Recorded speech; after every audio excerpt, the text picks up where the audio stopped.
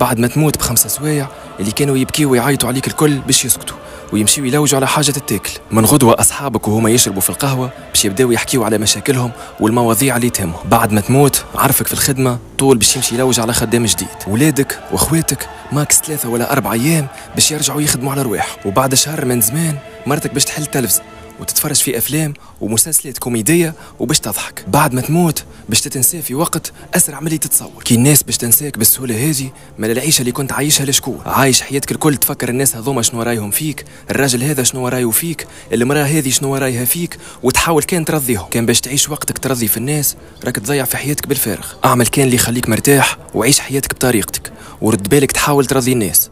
صحيح فما شكون يستاهل، ما فما حد يستاهل.